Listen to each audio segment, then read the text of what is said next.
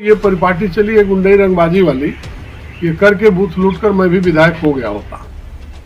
गुंडागर्दी की सरकार थी, गुंडई के बल पर चुनाव हुआ था, हत्याएं हुई थी, खून खराबा हुआ था। वह चुनाव अब नहीं हो पाएगा। गाजीपुर सहित पूर्वांचल के फायर ब्रांड नेताओं में शुमार अरुण सिंह से जब वीआईपी तक न्यूज की टीम ने अरुण सिंह से कुछ खास मुद्दों पर बातचीत की तो अरुण सिंह ने लोकसभा चुनाव के लहर में अफजाल अंसारी पर राजनीतिक वार किया और क्या कुछ कहा, आप खुद सुनिए।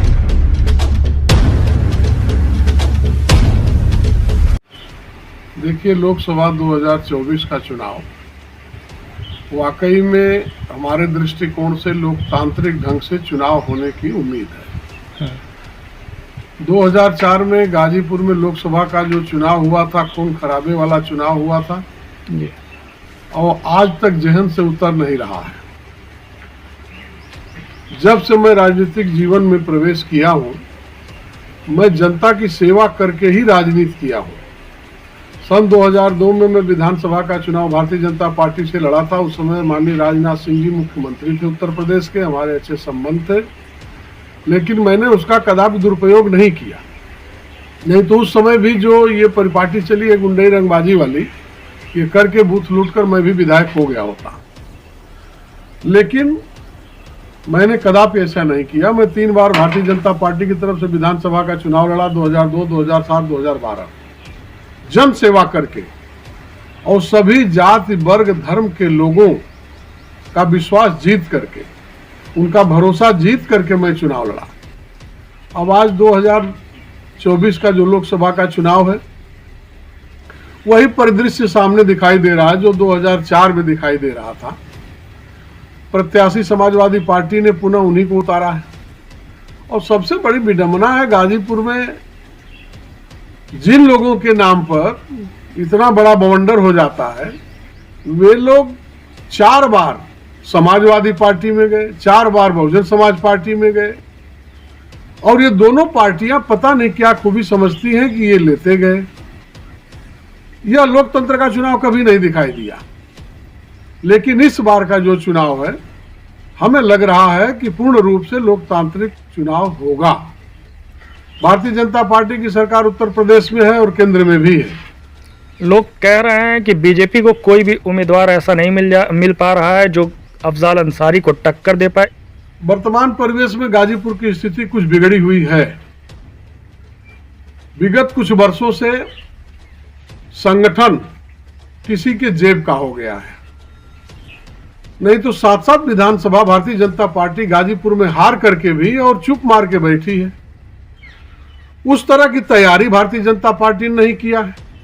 इसलिए यह परिदृश्य दिखाई दे रहा है कि कोई कैंडिडेट खुल करके सामने नहीं आ पा रहा है। अफजाल अंसारी जी कह रहे हैं कि इस बार का जो चुनाव होने वाला है, और मनोज सिन्हा जी अगर आते हैं तो टक्कर भयंकर होगी, न तो और कोई आता है तो टक्कर उतनी खतरनाक नहीं होगी। क्या कहना चाहेंगे इस पर, आपकी क्या राय? सिन्हा जी अगर चुनाव लड़ेंगे तो अच्छा लड़ेंगे, हम भी चाहेंगे कि वो चुनाव लड़े जी, क्योंकि 2004 का जवाब अब 2024 में 20 साल बाद तो मिलेगा ही।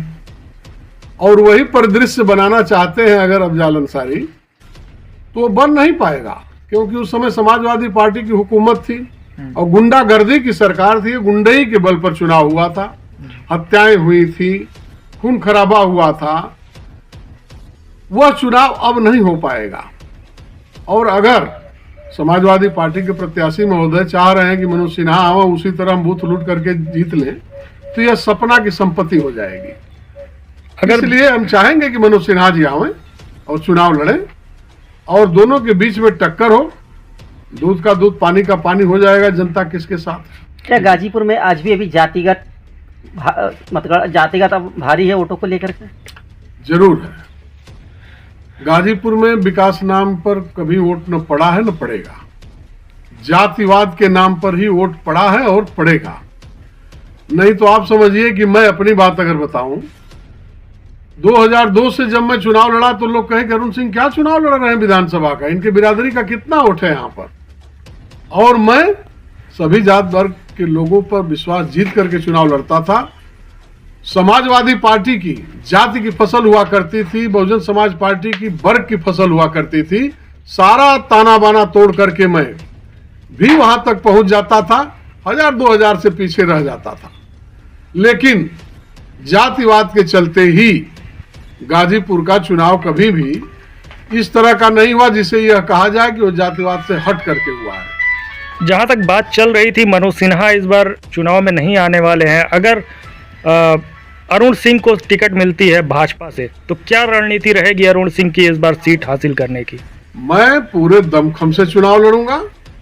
पिछला चुनाव भी मैं देखा हूं, सारे चुनाव में जो भाजपा कार्यकर्ताओं का उत्पीड़न हुआ, हत्याएं हुई, अपमान हुआ, मैं हथियार तो नहीं उठाऊंगा लेकिन लोकतंत्र के बल पर सारा बदला लेकर के और धूल चटा दूंगा। मैं उस तरह का चुनाव लड़ूंगा कि भाजपा कार्यकर्ताओं का सम्मान खड़ा हो जाए और आम जनता में विश्वास पैदा हो जाए कि लोकतंत्र भी कोई चीज है। तो क्या भारतीय जनता पार्टी आप कब ज्वाइन करने वाले हैं? भारतीय जनता पार्टी जब कहेगी मैं ज्वाइन करूंगा। भारतीय जनता पार्टी यदि चुनाव लड़ाना चाहेगी मैं ज्वाइन करूंगा। लेकिन मैंने इस्तीफा दिया था 2014 में, हमारा इस्तीफा स्वीकार ही नहीं किया गया आज तक।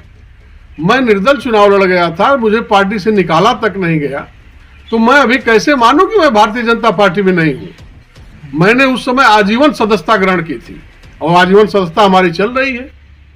ज्वाइन करना न करना, नए सिरे से आना, पुराने सिरे से जाना, ये सब तो चलता रहता है, लेकिन हमारी सदस्यता आजीवन की है, बरकरार है।